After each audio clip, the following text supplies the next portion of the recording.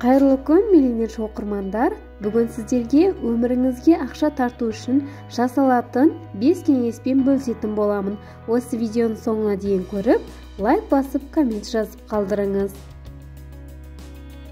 Ақша бұл энергия. Ақша энергиясын басқаруды және оны өз өміріңізге тарту үшін мына заңды білуіңіз керек. Постты оқымас бұрын алдымен сақтап алуды ұмытпаңыз. Бірінші заң. Ақша нақты мақсатқа келеді. Ойыңыз ақшаны қалай табам деуде емес, мақсатыңыз бен оған жету жолында болуы керек.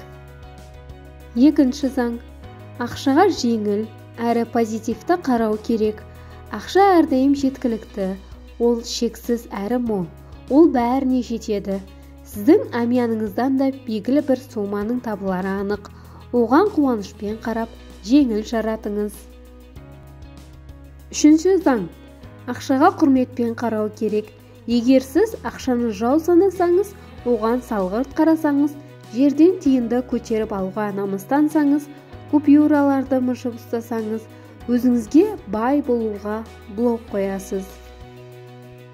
Төртінші заң. Ақша табысты адамдардың энергиясын жақсы көреді.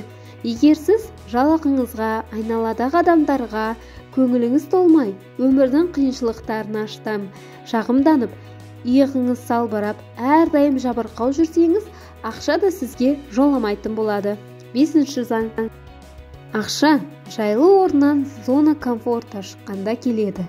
Жыламаған балаға емшек жоқ. Егер сізге осыған да шүкір деп отыра беретін болсаңыз, сізге ақша келмейді.